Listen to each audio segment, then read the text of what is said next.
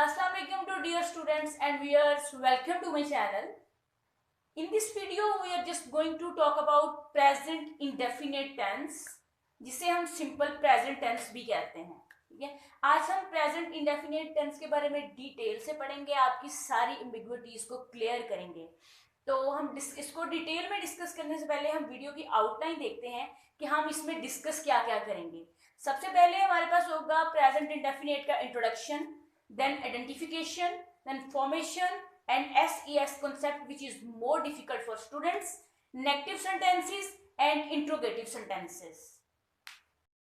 जी, present indefinite tense, इसमें देखना है आपने कि प्रेजेंट का मतलब देखें हाल है, इंडेफिनिट का मतलब एक्चुअली होता है कोई भी चीज जो एम्बिग्विटी है, उसमें क्लियर नहीं है, गैर यकीनी है, अनसर्टन है.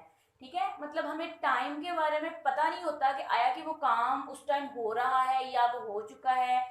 और टेंस का मतलब होता है जमाना. ठीक है, प्रेजेंट इंडेफिनिट टेंस, जिसे मैंने आपको पहले भी बताया कि सिंपल प्रेजेंट टेंस भी इसे कहते हैं.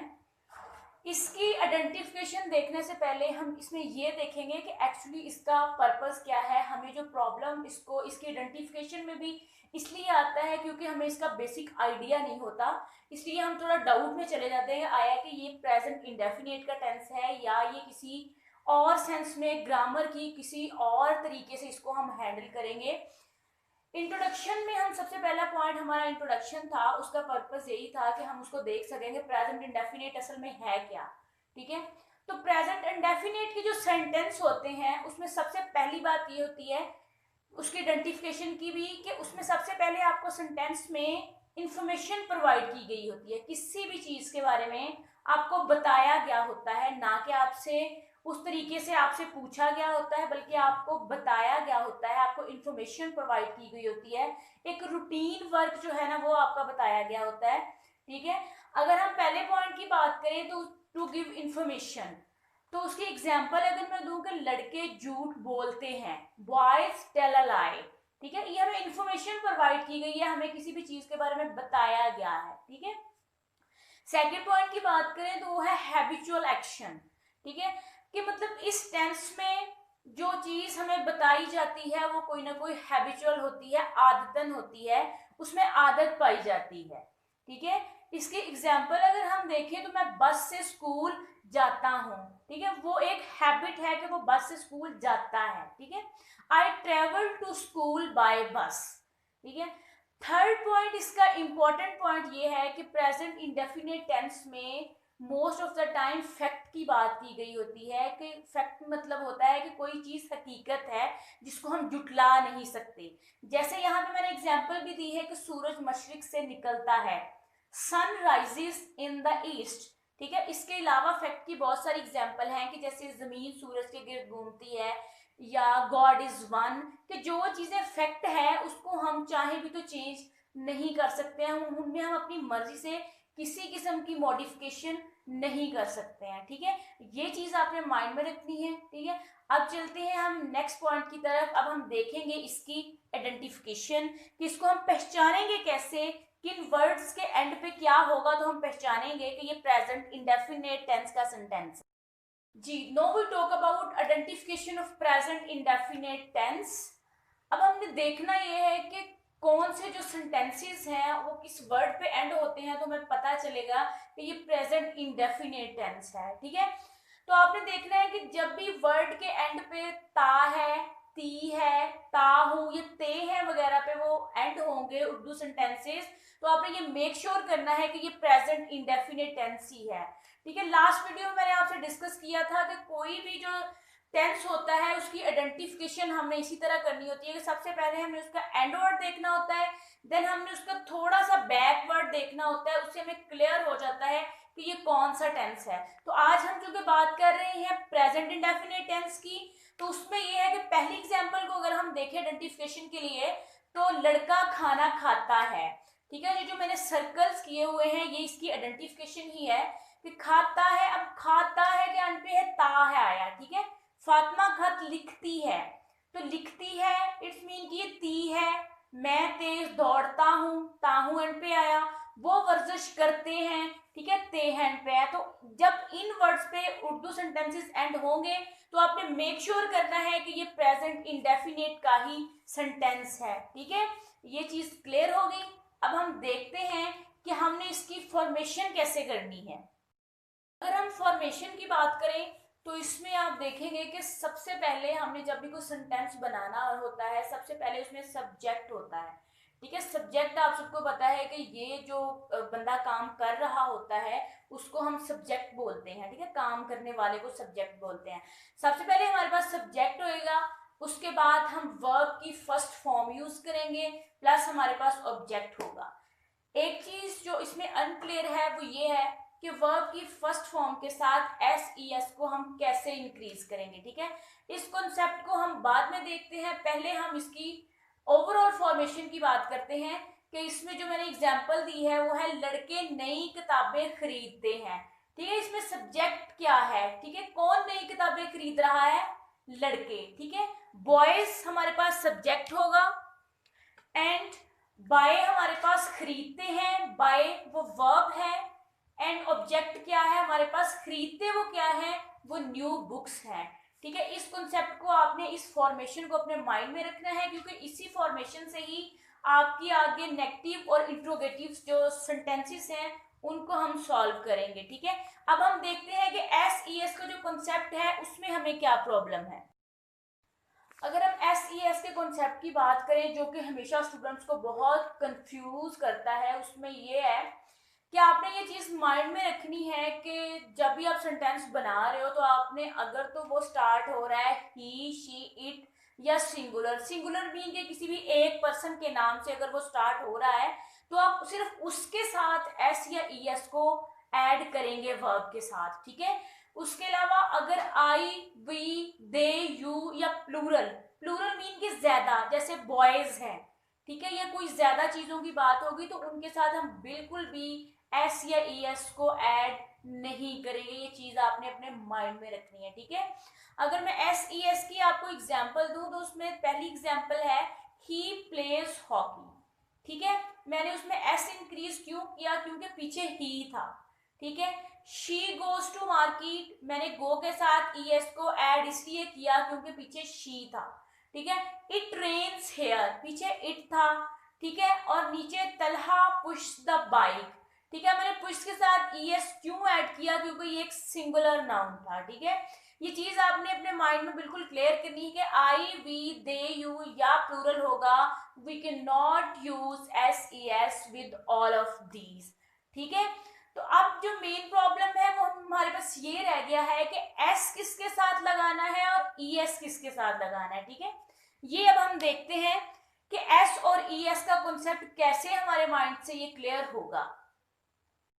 आपने बस इसमें ये चीज देखनी है कि जो मैंने अभी वहां पे बोर्ड पे मेंशन किए हैं, ये 5 वर्ड्स पे अगर कोई भी वर्ब एंड होता है, ठीक है, तो आपने उसके आगे ई एस को ऐड करना है, ठीक है। पहला वर्ड है हमारे पास double S O X C H S H, ठीक है ना। आपने देखना है कि जो भी वर्ड आपका इन वर्ड्स पे एंड हो रहा है उनके साथ आपने ई एस को इंक्रीज करना है, ठीक है। पहले हमने ये कॉन्सेप्ट अपना क्लियर कर लिया है ना कि हम एस और ई एस को इंक्रीज सिर्फ ही, शी, इट या सिंगुलर नाउन के साथ करेंगे, आई, वी, दे, यू के साथ हम एस ई एस का बिल्कुल भी ऐड नहीं करेंगे, वो तो हमारा कॉन्सेप्ट बिल्कुल अलग चला गया है, ठीक है। अभी हम इसमें बात कर रहे हैं कि एस कहाँ यूज होगा और ई एस कहाँ यूज होगा, ठीक है। तो अब आप देख रहे हैं कि पहली जो एग्जांपल है मेरे पास वो है मिस, मतलब किसी को जब हम याद करते हैं, ठीक है, तो मिस क्योंकि वो डबल एस पे एंड हो रहा है तो हम इसके आगे ई एस ऐड करेंगे, ठीक है। आगे जो सेकंड एग्जांपल है वो है गो, ठीक है। गो चूंकि ओ पे एंड हो रहा है तो हम इसके आगे भी ई एस को इंक्रीज करेंगे। आगे आता है मिक्स, तो एक्स पे एंड हो रहा है तो उस पर हम ई एस को ऐड करेंगे। वॉच की बात करें, देखना जो होता है, ठीक है ना, वॉच करना, ये घड़ी वाला वॉच नहीं है, वॉच जो वर्ब है देखना, ठीक है, वो भी सी एच पे एंड हो रहा है तो हम उसके साथ ई एस ऐड करेंगे, ठीक है। क्रश की अगर हम बात करें तो एस एच की बात करें तो उसमें जो क्रश वर्ड है वो एस एच पे एंड हो रहा है तो उसके आगे भी हम ई एस को ऐड करेंगे, ठीक है। ये चीज हमारी क्लियर आज हो जानी चाहिए इस वीडियो में कि हमने एस किसके साथ ऐड करना है और ई एस, ठीक है। जो वर्ड मैंने मेंशन किए हैं इनके साथ es हो गया, और बाकी जितने वर्ब्स हैं उनके साथ हम हमेशा s को ही ऐड करेंगे। लेकिन उसके लिए शर्त ये है कि स्टार्ट में हमारा ही, शी, इट या सिंगुलर होना चाहिए। ठीक है, अब हम बात करेंगे जी आगे, जो हमारा लास्ट पॉइंट है कि ये जो हमने प्रेजेंट इंडेफिनिट में सिंपल प्रेजेंट टेंस की बात की है, इसमें अगर नेगेटिव या इंट्रोगेटिव सेंटेंस को बनाना पड़े तो हम उसमें कौन से हेल्पिंग वर्ब यूज करेंगे, और हम उसकी फॉर्मेशन सारा कुछ देखेंगे कि हम इंडेफिनिट टेंस के नेगेटिव और इंट्रोगेटिव को कैसे बनाते हैं।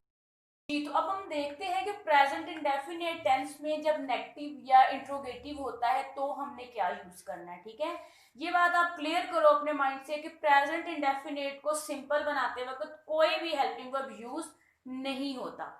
ठीक है, लेकिन जब हम उसी प्रेजेंट इंडेफिनिट को नेगेटिव या इंट्रोगेटिव में करते हैं, मतलब कहने का ये है कि अगर उसी सेंटेंस में नहीं की बात आ जाती है, जैसे कि लड़के वर्जिश करते हैं, तो अगर मैं कहूँ कि लड़के वर्जिश नहीं करते हैं तो वो नेगेटिव हो जाएगा। ठीक है, अगर मैं कहूँ क्या लड़के वर्जिश करते हैं तो वो इंट्रोगेटिव हो जाएगा। अब हमने देखना है कि नेगेटिव और इंट्रोगेटिव बनाने में जो हमें दो इसमें हेल्पिंग वर्ब यूज होते हैं, ठीक है, वो है डू एंड डज। ठीक है, अगर तो सेंटेंस नेगेटिव है तो उसमें हम डू के साथ नॉट यूज करेंगे एंड डज नॉट यूज करेंगे। ठीक है, अगर सेंटेंस इंट्रोगेटिव में है तो डू और डज जो है वो हमारा वेरी स्टार्ट में आ जाएगा। अभी जो मैंने फॉर्मेशन आपको दिखाई है, सबसे पहली जो फॉर्मेशन है वो है हमारे पास नेगेटिव सेंटेंसेस की। ठीक है, आगे जाके मैं आपको इसकी एग्जांपल्स भी देती हूँ। ठीक है, सब्जेक्ट होगा, उसके बाद हम हेल्पिंग वर्ब यूज करेंगे जो कि हमारे पास मौजूद है डू एंड डज। ठीक है, उसके बाद वर्ब की फर्स्ट फॉर्म होगी प्लस ऑब्जेक्ट, जो हमने पहले सिंपल बनाने में यूज किया है वही इसमें भी फॉर्मेट है, लेकिन इसमें सिर्फ फर्क इतना है कि आपने इसमें हेल्पिंग वर्ब को ऐड किया है और वो डू और डज है। ठीक है, अब हमने ये देखना है कि डू किसके साथ यूज करते हैं और डज किसके साथ यूज करते हैं। ठीक है, वो आप देखेंगे कि आई, वी, दे, यू या प्लूरल है तो उसके साथ हम डू यूज करेंगे। ठीक है, ही, शी, इट या कुछ सिंगुलर नाउन है हमारे पास तो उसके साथ हम डज यूज करेंगे। ठीक है, और सेकंड एग्जांपल जो सेकंड फॉर्मेशन जो है वो है इंट्रोगेटिव सेंटेंसेस की। ठीक है, इंट्रोगेटिव सेंटेंसेस में हम देखेंगे कि यहाँ पे जो हमारा हेल्पिंग वर्ब है वो स्टार्ट में आ जाएगा। डू और डज हमारा स्टार्ट में है, उसके बाद सब्जेक्ट होएगा, उसके बाद वर्ब होगा और उसके बाद ऑब्जेक्ट होएगा। अब हम इसकी देखते हैं क्लियर एग्जांपल जिससे हमारा कॉन्सेप्ट जो है वो फुली क्लियर हो। अब हमने इसकी जब एग्जांपल्स देखनी है तो आप देखेंगे कि मैंने पहली एग्जांपल इसमें यही दी है कि मैं आम नहीं खाता हूँ। ठीक है, जब नहीं की बात आ जाती है तो उसमें वो सेंटेंस जो है वो बन जाता है नेगेटिव। ठीक है, तो नेगेटिव सेंटेंस जो कि मैंने बनाने के लिए आपको बताया है कि हम इसमें डू और डज यूज करेंगे, आई के साथ हमने डू यूज करना है। ठीक है, तो नेगेटिव है तो डू के साथ हम नॉट ऐड करेंगे। I do not eat mangoes, अगर हम इसे शॉर्ट फॉर्म में भी समटाइम लिखते हैं तो हम इसे डोंट भी लिख सकते हैं। ठीक है, डी यू एन डाल के अपोस्ट्रोफी और टी। ठीक है, उससे भी बिल्कुल आपका कॉन्सेप्ट जो है वो क्लियर हो जाता है। अगर इसी सेंटेंस को मैं इंट्रोगेटिव में करूं और सवालिया में बात करूं कि क्या मैं आम खाता हूं, तो वही जो हमारा हेल्पिंग वर्ब है वो स्टार्ट में आ जाएगा। ठीक है, डू आई ईट मैंगोज। ठीक है, आई होप सो कि आप लोगों को प्रेजेंट इंडेफिनिट का क्लियर कट हर चीज का आइडिया हो गया होगा। ठीक है, मैं इंशाल्लाह नेक्स्ट वीडियो जब मैं करूंगी पास्ट इंडेफिनिट तो उसमें मैं आपको प्रेजेंट इंडेफिनिट का सारा रिव्यू दूंगी। ठीक है, उसके बाद हम नेक्स्ट जो है वो फर्दर अपने सारे टेंसेस को करेंगे। ठीक है, अगर आपको ये वीडियो पसंद आई है तो प्लीज़ लाइक करिएगा, शेयर करिएगा और कमेंट करके मुझे ज़रूर बताइएगा कि आपको अगर अभी भी किसी चीज़ की एम्बिग्विटी है तो आप कमेंट में जाके मुझसे लाजमी पूछ सकते हैं। I will give you answer. ठीक है, thank you so much for watching. अल्लाह हाफिज़।